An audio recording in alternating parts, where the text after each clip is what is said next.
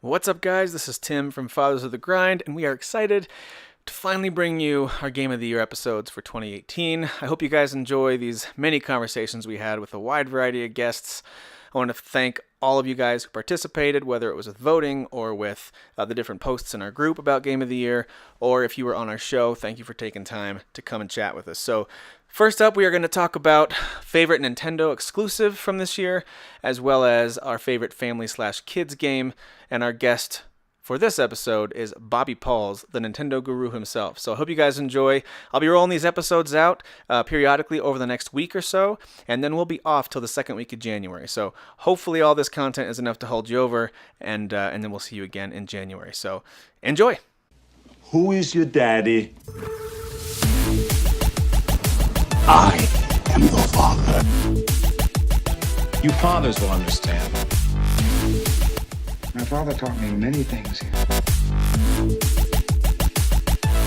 I got an idea. How about you all sit there quietly while I make dad noises? All right, here we are with Bobby Pauls, the Nintendo guru himself, to talk about the best Nintendo games this year. So, Bobby, welcome on. Thank you so much for being here, man. Thank you guys very much for having me. It's an honor as always. The last time I was on, Derek wasn't here. That's right. So that was actually a good thing. He laughs, but he just wrote your name down. So I don't know what that means. I'm sure. Afterwards, you're going to be like, he is never allowed on the show ever again. Don't let it happen again. Derek, can we just comment real quick on how much more professional Bobby looks in his setup over there with the microphone? It's got the Zelda symbol on it. He's got the background going with the lighting. Look at that lighting. I know, man. It's work in progress, man. You can have all this too. Just get divorced. And everything kind of works out in the watch, you know. There's your advice for the week, folks. That's my advice for the week. Just get divorced. Have everything that I have. It's a catch-22. That's hilarious. Now tell us real quick. I know because you do a ton of different content. So tell us the stuff you're working on right now, especially that you want people to go check out right now. I got a new series starting in January called Breaking Bells. It's an Animal Crossing podcast. Okay. Derek, you should really check that out. I think that's right up my alley. Jeez. The main thing is I'm streaming on Twitch 4 to 7 nights a week.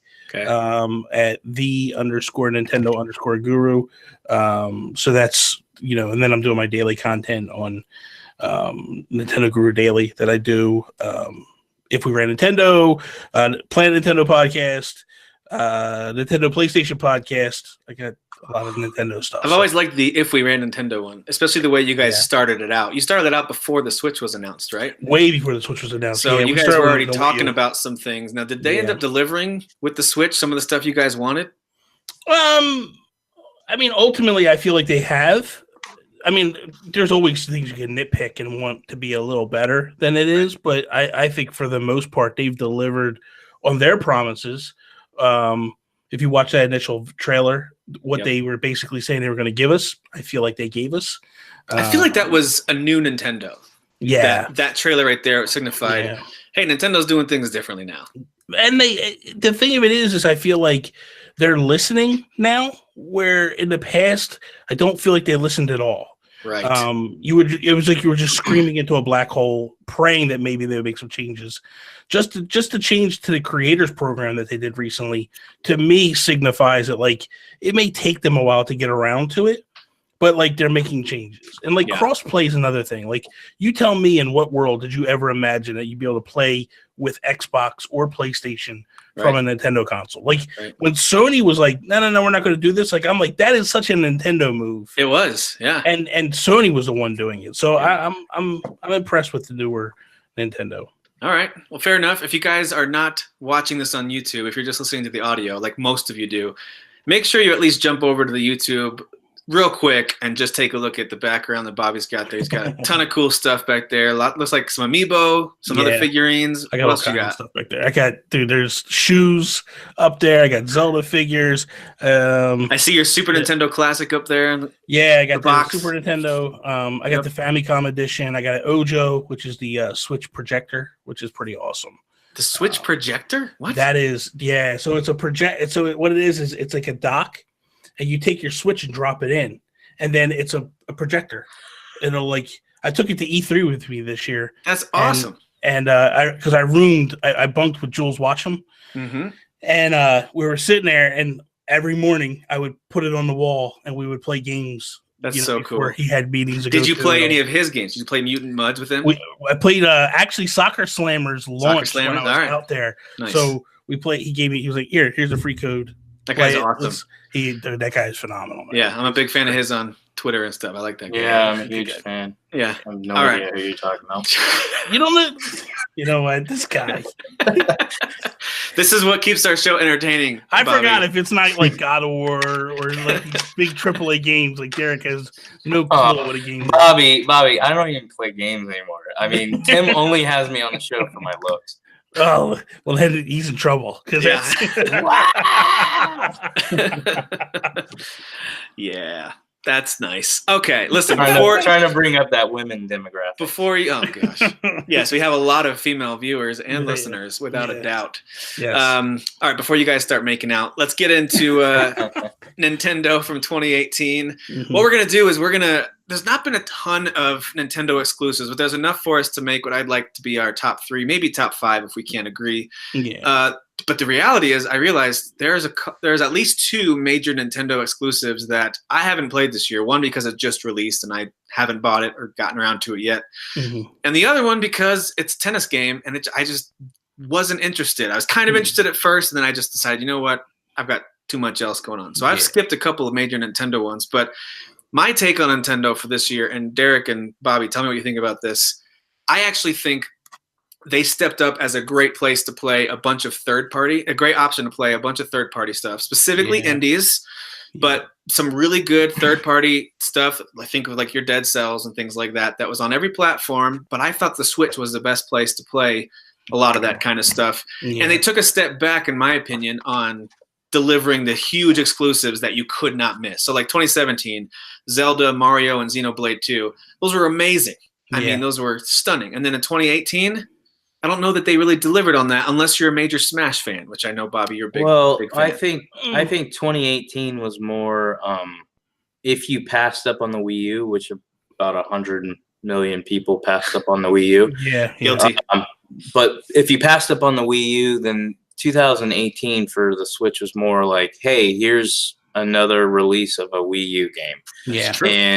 And they're technically exclusives. Like I'm looking at a list, and there's a decent amount of exclusives. But again, most of them were released on the Wii U before. And it's like Toad, Treasure Tracker, and stuff like that. And that's the thing. In that situation, like it stinks for me and Derek because we both owned Wii U's. I know that, and like I don't know about Derek, but I owned every game that launched pretty much this year. I mean, even Smash included. Like Smash is pretty much Smash off the Wii U. Just more. Just more, a lot more. And so, like when you look at like Let's Go Pikachu and Let's Go Eevee, that's probably a more, new exclusive that they had. But yeah, for me, I felt like it was a lot of exclusive, and let's be honest, those games all sold like gangbusters. Yeah. Donkey Kong Tropical Freeze sold, went over the 1 million copy mark. Like every game that Captain Toad was high, Bayonetta 1 and 2, actually Platinum Games came out and said like, hey, these actually sold. They overperformed on the Switch. We didn't think they were going to really do that well, and they did. So this was a good year for them. Oh, yeah, and they also did the Hyrule Warriors, right? Hyrule Warriors Definitive Edition, which was everything, was all the 3DS content plus the Wii U content. Like they really, I feel like they brought a lot of games. It just kind of stunk if you were already a Nintendo fan, right? And that's where the third parties and the indies stepped up for people like me, who was like, "Hey, listen, Donkey Kong Tropical Freeze, fantastic game. I double dipped because I like the game so much, but like I didn't double dip on every single thing they put out." But the third parties and the indies definitely picked it up and carried it. Yeah, that's a good point. Bayonetta 2 is a big one too, because that was a pretty major action game that a lot of people wanted to play, but a lot of people, like myself, totally missed it because it was Wii U exclusive. So that was a big one. That was a big one. All right, well, good call. It was overall a good year, I thought, for the console, but as far as these quote unquote rules, and I say that even though I'm the one who created them, for 2018 Game of the Year goes, most of those games weren't released this year, but there were some surprise smaller games that were released that I found to be some of my favorites. So here are some of the ones that came to mind. You guys fill me in if I'm missing something. Just recently released this game. I don't know how to pronounce it. I think it's pronounced Grease or Gris. I'm not sure how to say it. I think it's Gris. Gris. So that I believe is considered a console exclusive to the Switch at the moment. Pretty sure. Yeah. Into the Breach is another one that's on PC, but nowhere else except for the Switch. Kirby Battle Royale on the 3DS. Kirby Star Allies for the Switch. Lightfall, I believe, is still a console exclusive to the Switch. Mario Tennis Aces. Nintendo Labo. Octopath Traveler. Pokemon Let's Go, those two versions. Pokemon Quest is a mobile game and a Switch game. Super Mario Party. Super Smash Brothers Ultimate, Sushi Striker: The Way of the Sushido, I believe, is exclusive to Nintendo platforms. Yeah. The Messenger, and then WarioWare Gold was a 3DS game too. Throw a couple of those in there. So those are the ones I could think of that were 2018 releases that, yes, some of them might have been on PC as well, but console exclusives. Did I miss anything major that you guys can think of? Not that I could think. I mean, did you say Donkey Kong Tropical Freeze? I didn't, because it didn't come out this year. Really? Wasn't that a Wii U game? Well, okay, I see what you're saying. Okay, so you're not including the. Okay, I got you. Yeah, you're right. Yep. Now I might list that as one of my personal favorites because I loved that game, and I still have it. It's on a regular rotation on my Switch. Actually, my son and I like to play that one still. Love that game. So for me, it was new. Yeah. But yeah, we just tried to draw the line at because a good example would be like Owlboy and Hollow Knight. Yeah. Those games were on PC in previous years, came to consoles these years, but for the most part, I'm leaving them off most lists because they've been around a little bit. So, so yeah, those are the main ones. Derek, when I go through that list, what thought comes to mind? Trash, garbage, ass. Those are like the main games that I like this year on the Switch. By the way, your buddy Sasan, he keeps calling Ashen Trashin, so you need to deal with him. Oh my god. Good Lord. He's probably played it for like 5 minutes. Well, and he's talking about how great Below is. I know we're not talking Microsoft right now, but Ashen's way better than Below, folks. I'm here to tell you. I played them both. Ashen's way better. All right. But I digress. No, I mean, for me, to get back to Nintendo, I didn't play a lot of the Switch this year. First of all, to be fair, you didn't have one for a while, right? Yeah, I gave my son mine, and then my daughter had hers, and then I took my daughter's back from her because she was not playing it. But I didn't. There wasn't much I bought. Like we talked about earlier, most of the games that I was interested in were released on the Wii U, and I pretty much bought everything. Like I bought Bayonetta 2 on the Wii U. I bought Hyrule Warriors. I bought Captain Toad, Smash Bros, Donkey Kong. I'm just going through a list real quick. So I bought all those. I did buy Mario Tennis Aces, but I only played it for a little bit. I thought it was good, but it's not like a game that I'd be like, everybody go buy a Switch and buy that game. It's Game of the Year material. It's not. And then for me, I'm going to just throw out my pick. It's going to be Octopath Traveler, and I didn't even really love that game, but that's just, to me, the only game that I thought was an exclusive that was quality that I played. So, okay, when I look over the list that you just read off, there was nothing really, to me, Game of the Year worthy when you're comparing it to other consoles. Yeah. There's nothing that came out on the Switch on that list that made me go, I have to own a Switch. And that's including Smash. As much as I think Smash is a great game, for me personally, I wouldn't have bought a game. I wouldn't have bought a Switch for Smash. My thing is last year was the year to buy the Switch. This year is kind of like the holdover year. But for me, the standout of the list and of all the games this year is Octopath. For me, it's a fantastic game. I love the game. I'm currently playing through it right now. And what I love about it is I come from the old school generation. Like Final Fantasy 3, that's the true name of it. It's not 6, but people will call it 6, whatever. Final Fantasy 3 from the Super Nintendo is my favorite Final Fantasy of all You're time. so American. I know. I don't care. and that's the thing with that game is it's so much like that in terms of art style. But what they did was, the beauty of that game is they took what you know from pixel art and they ramped it up. It was like they basically just flipped the table over. It was like, everything you know about pixel art, we're going to take it to another level. Yeah. The soundtrack is fantastic. I like the fact of like you could pick the path you want to go in. You don't have to go the same path that everybody. And the cool thing is, like, 'cause I'm talking to people that are playing it now or have played it, and the path I take could be totally different than the path that Derek takes or that you take, you know, depending on what your main character is, who you pick off the jump.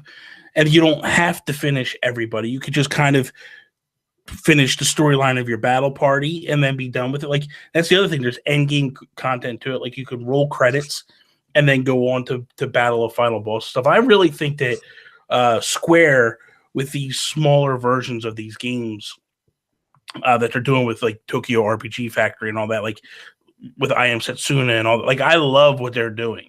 Did you like the Lost Sphere, by the way, this year? Did not like that one. Did not like that one that much. I felt like they tried to drop the ball with that one a little bit. But the studio that worked on this game, they also Setsuna was good.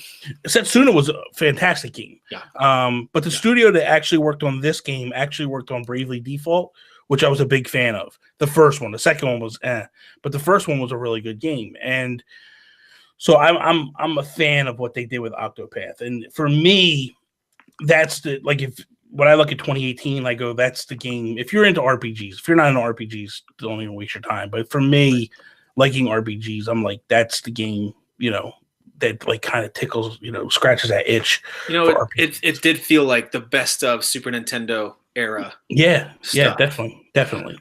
Yeah, I liked it a lot. Now, what Derek said about Aces, like, I bought Aces, and I was just like, okay, this is like, it gets you there. That's where I feel like Nintendo kind of messed up this year. Like, when you looked at last year, you looked at what they did with Zelda, you looked at what they did with Odyssey, with Xenoblade, like, they took what you wanted and they pushed the boundaries. Like, they took it to that next level. But with Aces and Mario Party, it was like, they're better than the iterations that were on the Wii U, but they're still not there.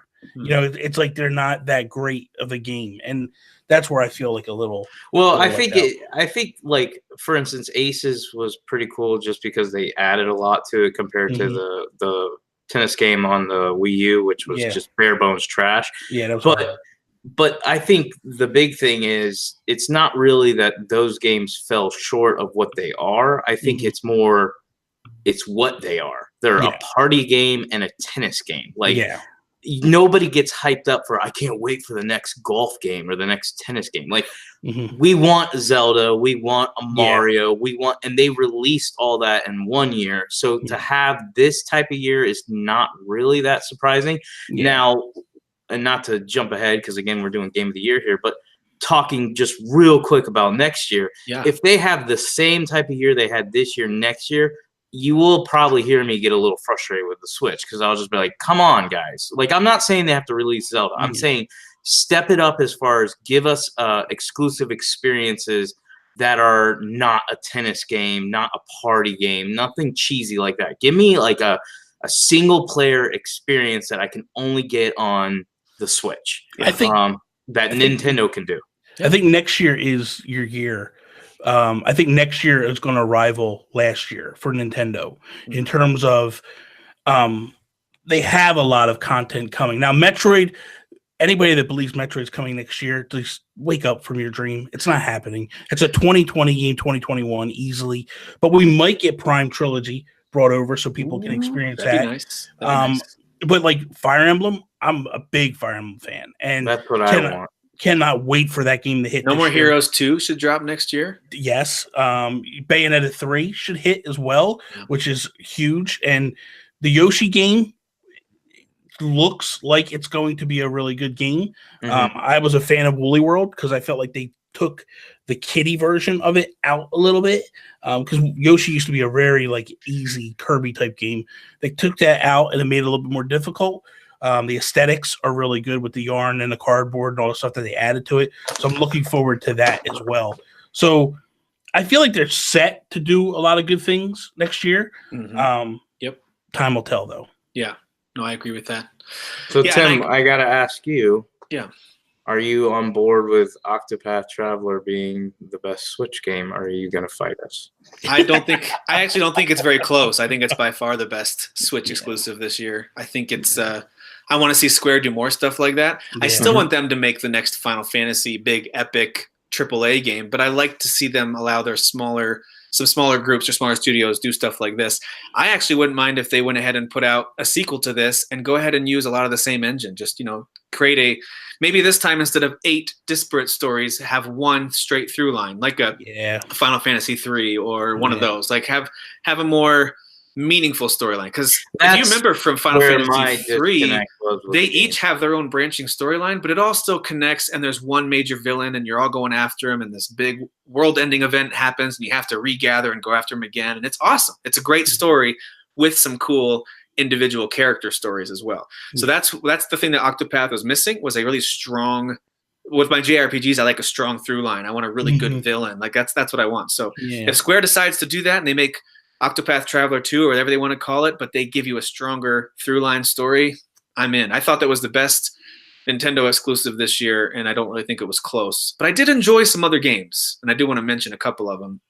I don't really care how we order these, but I've got my own personal top 3. So for me, Octopath is first, and like I said, it wasn't too close. But second, one of my kind of surprise games of the year, it was a PC-only game until they released it surprisingly during a Nintendo Direct, and that was Into the Breach. One of my favorite games of this year. It came out early in 2018 on PC, and people were raving about it, but I kind of knew, like, well, I'll never play that. It's on PC.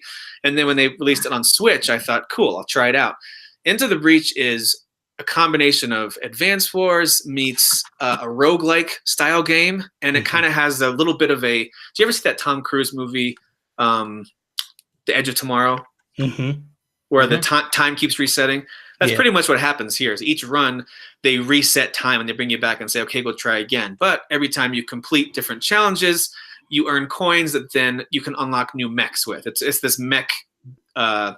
It's a grid-based, turn-based strategy game, and you have mechs, and they all have different abilities. Some of them don't have any attacks. They just move units around the board. So it takes Advance Wars and Fire Emblem, and it makes it more of a game board, where if you can push them into the water or push them in the path of another attacking enemy before their turn, things like that. It takes a lot of strategy. It can get really tough, but I found it to be very satisfying and a really fun game to play in short bursts as well. So I love Into the Breach. That was my second favorite game. I highly recommend it. I think it's only $10. Yeah, might be more than that. 15. Yeah. Is it 15? Okay. Yeah. Love Into the Breach, especially if you see it on sale.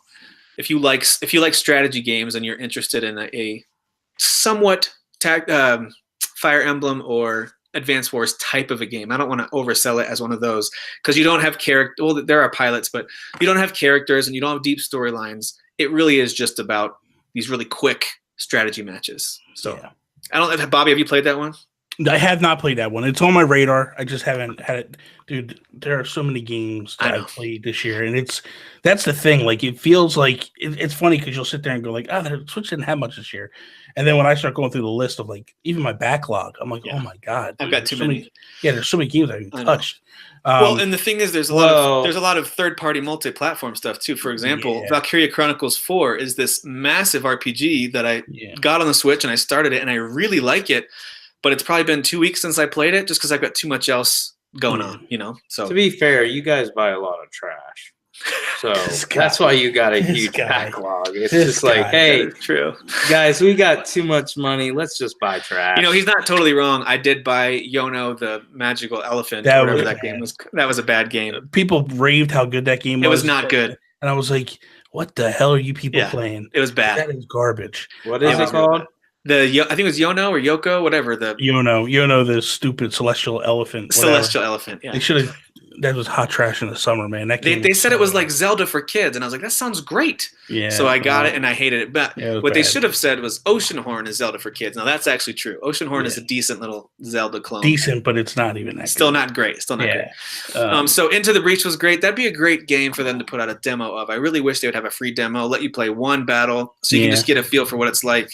But they don't. So if you've got some money to spend, you're looking for something to pick up for the holiday season, I recommend Into the Breach. And then for me, number 3 is Pokemon Let's Go. We got Let's Go Eevee. We got the little Pokeball, which is a cool little device. Yeah. Not my preferred way of playing the game now that we've tried it a couple different ways, but I do think it's creative.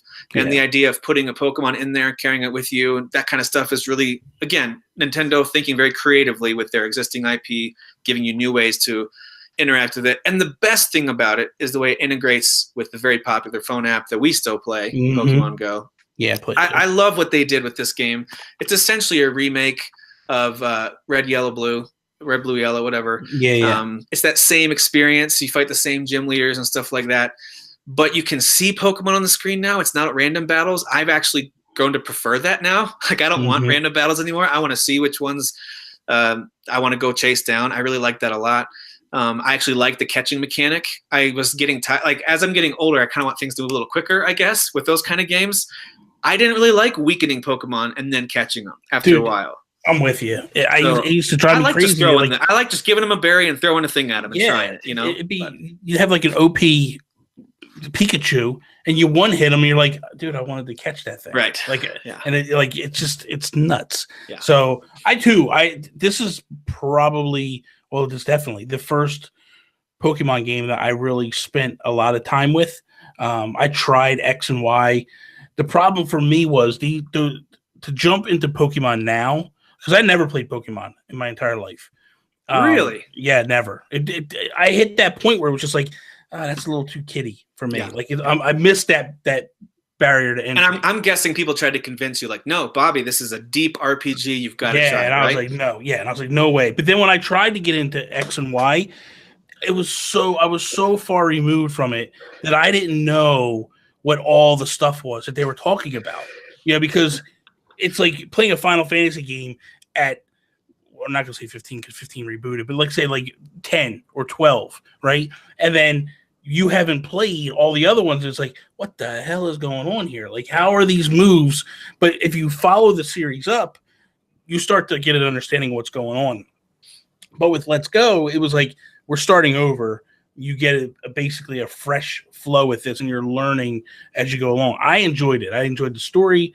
I enjoyed the animations. I think everything, like, it looks nice. It looked like a good game. You know, it follows the television series more than the actual game, the original series game. But I liked it. I thought it was good, man. It's got some of those classic moments that my kids really, really love. And that is like, you can go really close up with the Pokemon and pet it or put a little hat on it. All these little things that my daughter especially just goes head over heels for. So it has those moments that the kids enjoy. They can grab another Joy-Con and they can join in with the random trainer and help you with battles and catching stuff.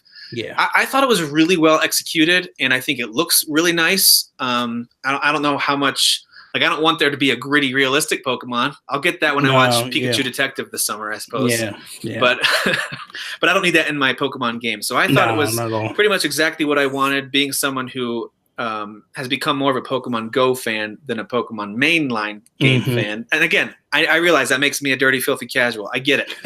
But I just, my interest level in the main games, like my kids all got Sun and Moon. And when my oldest son finished his, I borrowed his copy of Sun, fired it up, realized very quickly, I don't really want to do this. I don't want to do this. This is too much. And I'm out. Now, I played, Diamond and Pokemon X, and I played Red. I played a whole bunch of them over the years. Yeah. But I thought Let's Go was a great way to let someone like yourself, Bobby, who hasn't really gotten into the series, as well as someone like me who's just a little tired of the same old game every time. I thought it was a great way to make it more approachable. And I'll be honest, those of you out there who are saying it's not a real Pokemon game, it's a pretty full Pokemon experience. Yeah, it is. You can do just about everything you can in most games. Yeah. The only main difference, there's two main differences. You see the Pokemon, there's no random encounters. Yep. And catching them does not require battling them first. No, You just simply do the go catching mechanics. So, and you get enough battles when you're doing against gym leaders or just random battles. The trainers, like there's battles all over the place. You battle a lot. So the grinding is there, definitely. Yep. Yep. I do want to discuss Smash a little bit, and I don't want to overlook that game because that is a really good game. Now you said Smash was essentially the same thing as the Wii U game. Is that true, or is that an overstatement? So it is a bit of an overstatement in the terms of like number one, they have every single character that's ever been in Smash. That's number one. The game is faster than 4. The animations, everything. They've also basically toned some fighters down a little bit. Like Bayonetta was just unstoppable on the Wii U. It's not the case anymore now. They've kind of nerfed her a little bit. They have the adventure mode, which is very close to Subspace Missionary, but it's not the same at all. It's not identical. But they did take out some trophies. You basically don't trophy hunt like you used to in past Smash games. I'm a fan of it. I do like it. It's not, I don't want to say it's not my favorite because it probably is going to wind up being my favorite Smash. But I think it's a really good game. I liked the 3DS version of Smash a lot more than I thought I would. So being able to play this mobily again is kind of exciting, and it's a lot of fun. So I think they did a good job with it. And it runs real great from what I've heard. Oh my God, dude, it is. Online's a little, the way online is, there's a problem with it. In order to do matches, when you just randomly encounter, so if I just randomly go into a room and I play you, Tim, because that's what Nintendo puts us to play. It's a peer-to-peer experience. So what they're doing is we're not logging into servers. We're logging basically into each other and playing against each other. That sounds almost as gay as Derek and Sasan.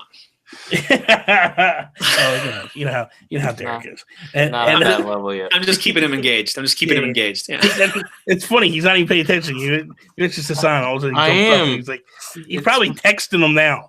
It's my son. He's harassing me. So if I'm understanding you correctly, Bobby, it sounds like your online enjoyment could at times totally depend on the connection strength of your opponent. Yes, because the thing is like if I make a lobby and you're across the country, the connection may not be as good. And then next thing you know, we're having problems where it's lagging out and stuff like that. So that's not necessarily the best experience. I'm not going to lie. Okay. But ultimately, I can't complain about everything. I think it's a pretty solid fighting game. Sure. And I mean, it got great reviews. People love it. Yeah. It's not one that I'm purposefully avoiding. It's one that I've watched the YouTube trailers for it and stuff with my kids. They're very interested because it's every character plus some that they've ever heard of before. So they like the idea of it. They played Smash on the 3DS as well. They all have their own 3DSs and battle each other. So this one, of course, looks great to them. But until, I don't know, I want to say until the sale, but until I really feel like, okay, I have to get this now. Yeah. I just didn't feel the need to get it just yet, Yeah. So, no, I totally get that. I totally understand it. Yeah. But yeah, it is. We have to talk about it. It got great reviews. People love it. It was the most anticipated release. Even before they announced it, people were like, I can't wait for. As soon as Smash is on Switch, I'll get one. Yeah, exactly. So. Dead Cells to me is another game that, like, I know it was multi-platform. Yeah, but go ahead and talk about it. That's fine. We're not ranking it for multi-platform yet, but I want to hear what you think about Dead Cells. I thought Dead Cells was an exceptionally amazing game. Yeah. What I liked about Dead Cells is you typically play rogue type games, and you can't do what they did in typical rogue. Like, typical rogue game is you go out, you try to do what you're going to do, you die, you start over, they regenerate the whole level, and then you go back out again. Yep. And when they were like, hey, Metroidvania / roguelike, I was like, there is no way this works. There's no way you could pull this off. Right. And they pulled it off. And I was like, holy crap, this is really, really good. It's sad to some degree that it got a lot of controversy. But at the same time, it's actually worked out to be good and in their favor because it got them a lot of views. A lot of eyes fell on it because of the controversy based around it. No, that's true. I felt like, man, this is a type of game that like builds you up to make you feel like you're a god, and then within a second, it just like knocks the legs out from underneath you, and you're like, holy crap, what just happened here? Yeah. One of my favorite games, definitely this year that I played. Dead Cells is fantastic, and I thought the Switch was the place to play it. Absolutely. I played it a little bit on the Xbox. I'm not sure if it's because Derek had a copy or if because it was on Game Pass. I can't remember, but for some reason I had access to it on the Xbox, and I tried it there.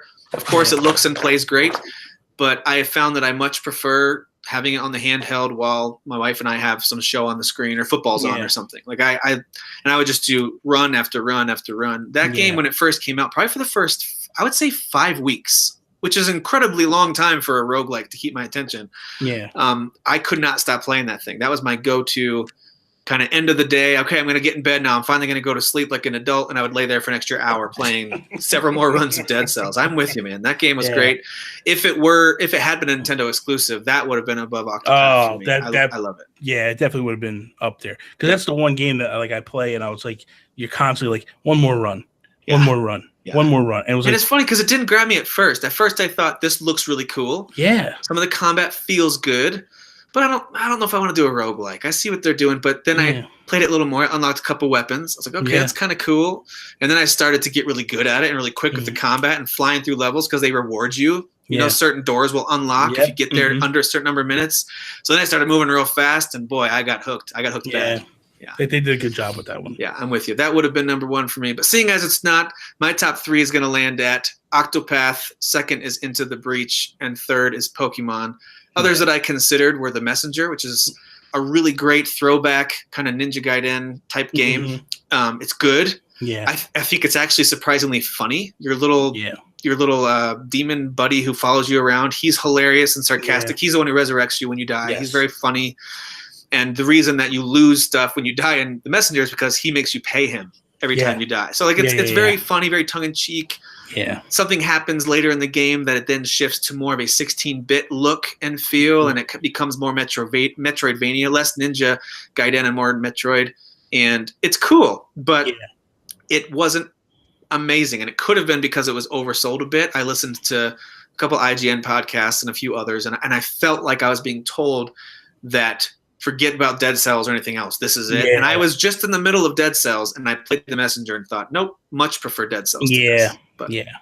I'm with you there. So I thought it was good, but not amazing. So that's my top 3. I know you guys agree on number 1 with Octopath. You haven't played Into the Breach, but do you think Pokemon is worth being in the top 3 for that? Yeah, I definitely think it deserves to be in the top 3. I think it's it's the caliber is up there. It's one of those games that like what it accomplishes is it's one of those in between Pokemon games. Yeah. So it also accomplishes the fact of getting people because I'm like I want to play the next one now, and that's ultimately what they want to do. You know, the ultimate play here for Nintendo and Pokemon Company is to get people that haven't played before to enjoy it, and then go, okay, I want the next one. Or I'll go re-download the app and get back into that. I know a lot of people. Yeah, that's another thing too. That too. Yeah. Yep. So. I'm with you there. All right. Well, I think that's a pretty decent list. I don't disagree with you guys. It wasn't by any stretch a bad year to be a Nintendo Switch owner. There's been tons of stuff to play, but if you go by the strict rules of 2018 console exclusives, not as much of a home run as 2017 was. But that's okay. That's all right. It was still a solid year. Still one of my favorite systems. I actually have found myself being, especially the last half of this year, all my major games I'm playing on the Xbox, and all my pretty much anything that's not a huge AAA Assassin's Creed or Red Dead, I'm playing on my Switch. Yeah. Anything that's on there, I'm playing on there. So exactly. So cool. Well, let's before we wrap up with you, Bobby, let's talk about, and this is just our personal picks. There's no list we have to make. What are some of your favorite family-friendly or kids games from this year? And it could be on any system. Doesn't have to be limited to Switch. In the past, we've tried to rank these, but I just wanted to get our personal picks for those. So what are some of your favorites? I mean, man. I mean, obviously Smash is up there. Yeah. I think that's a great family game where you're sitting there, you're all playing together, you're kicking the crap out of each other. You're just, you're just yelling at each other and having a blast. Probably I would say Mario Party is another good one. in terms of like getting the family around and playing together and having a good time. Another game that it's an indie Before game. you stop about Mario Party, did you try the thing where you link the switches up? No, I down? didn't because in the ads they showed that and it looked cool, but I was like, I don't know if I'll ever do that. But. Yeah, I didn't do anything like that of that nature. Right. There was another indie game that came out this year on the Switch, but it was actually on Steam prior. Alawa's Awakening by Elden Pixels. Really, really good game. It's a throwback to the NES. I actually got these things in today, these NES controllers that for the Nintendo Switch. Are those Joy-Cons? Do they actually snap on? Yeah, they actually snap on the Switch. Jeez. On the sides, so that's how they charge. So you charge them that way, and then you just same thing, just pops in, boom, charge them. That's awesome. Actually, you can play some retro game, like some indie games with this thing. So Alawa's Awakening, you can actually play with that controller. Well, and Messenger would be a great one to play with that. Yeah, too. another one as well. Like any games that you could play with the two buttons. Yeah. It actually has two shoulder buttons, so you can get away with a little bit of that too. I think it's, but Alawa's is a very old school classic type pixel art game. Reminds me a lot of like Zelda 2, a little bit of Ghosts and Goblins, that type of game. So it's a lot of fun. It's another good one that I would say is nice. Good. Okay. Derek, what about you? Any games that you would say are good family games, kids games? Yeah. I did my year in review for Xbox. And apparently I'm a big Fortnite fan because they said that's my number one game. I've put over 115 hours into it. Have you ever played Fortnite? No, I hate that. I was going to say. So that's clearly my boy Elijah stepping his game up. Yeah. My second favorite game apparently is FIFA 18. So those are my two family games that I never play with my family. But but your family plays them. Yes. Yeah. So since we're talking about this year, I'll just say FIFA 19. But Fortnite Battle Royale and FIFA 19. Let me ask you a question, seriously, Derek. Because I know you're a big soccer guy. Like, do you feel like did you play FIFA on the Switch at all or no? Have not. Okay. I'm curious how it like stands up. I heard like FIFA 18 was like a disappointment. I haven't followed FIFA 19. I know my son Ian, he's the one that owns his own Switch. He wanted FIFA 19. So what I'm doing is just waiting for it to drop to a decent price, probably $20, and I'll pick it up for him. Yeah. I think FIFA 19 though, as far as I heard, it's not missing anything, whereas FIFA 18 was. Yeah, missing a little bit. Yeah. So that's that's the thing too. What about NBA 2K19? Are those good on Switch?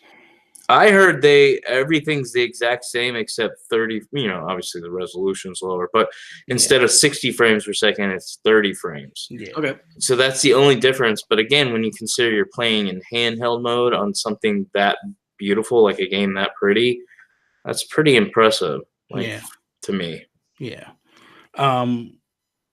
The other one too, NBA Playgrounds is a lot of fun. They actually 2K came in and picked them up, and they made some changes to the way the shot meter works and stuff. It's actually a lot of fun, man. And the other thing they did was in the first version, you could team up with anybody. Didn't matter what team they were on. This year, they kind of locked you into the teams, which makes it a lot of fun. And it's a little bit of a chore to unlock some of the players, but it's actually a lot of fun. I enjoyed it a lot. I thought the first one was decent. Yeah, pretty fun. This one's a lot better. This one they lean more heavily into the NBA. You're not like traveling countries. You're actually playing in stadium, not quasi stadiums, but on a playground setting. So it's kind of cool what they did there. See, I like the first one, but my issue was like the shooting.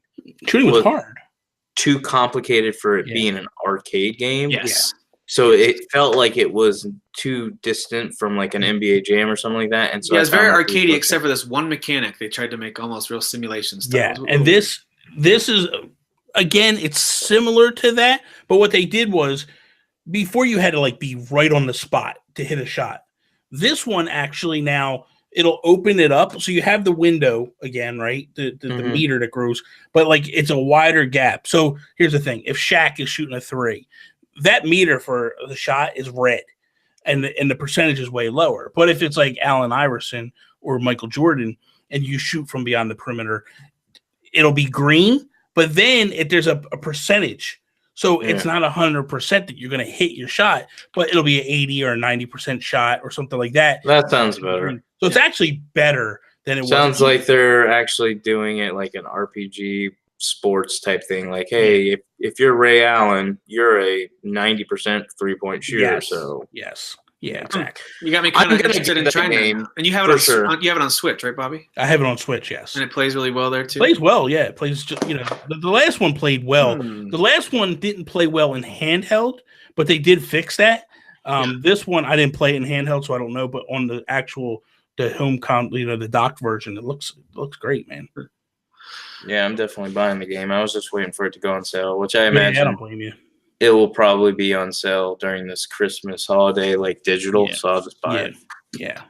Yeah, I'll have to get that one too. The one sport that I can't wait for them to put on the Switch, and I don't care if it's Madden or NCAA or some ripoff version. I want football, a real football game on the Switch. Yeah. Well, you didn't like Mutant League?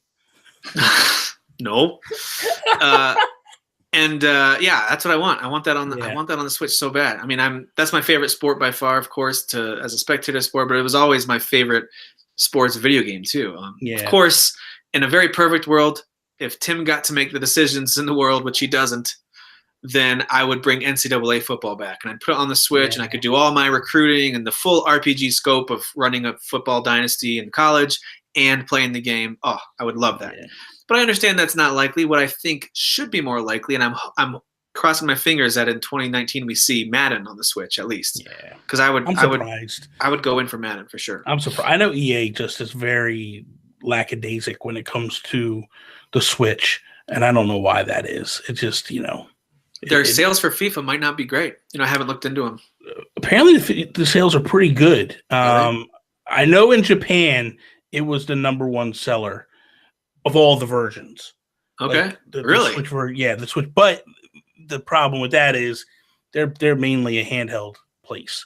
So they're that you gotta take that with a grain of salt. But who knows?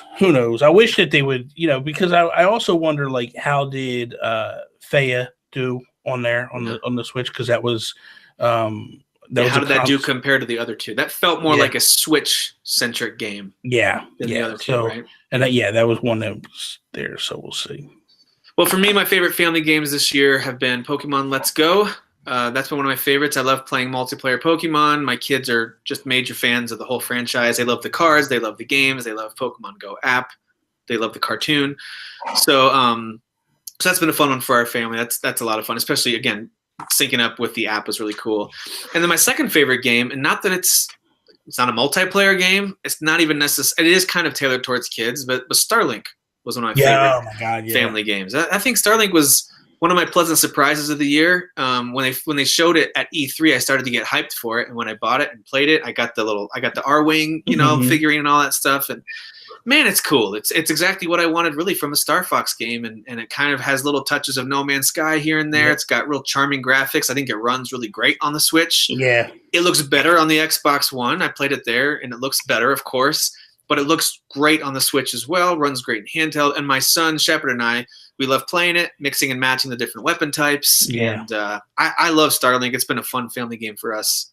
I enjoy that one a lot. So.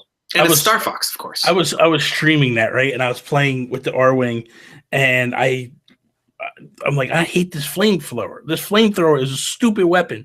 And I held my R-Wing up for a second because someone asked to see it, and I held it in front of the camera, and the guy goes, "You got the flamethrower on backwards, man." I'm like, and I actually turned it around, and it started shooting forwards. And I'm like, so wait a minute, you're telling me the whole time the thing's shooting behind me? Yeah, because I think you can set them up to shoot backwards, right? Yeah, you can shoot backwards. I was like, that is such a cool touch that the thing actually knows this is on backwards or forwards. Yeah. I was like, that's pretty neat. Yeah, it comes with its own. If you guys haven't seen it, these Toys to Life, they come with their own little kind of, I guess, dock for your Joy-Cons. They snap into place, and you can put your different ship pieces or gun pieces. You can snap them right into place there as well. And so you can play like that, which we of course, do, which is fun. I also like playing that, no Yeah. surprise, in handheld mode as well. So Yeah.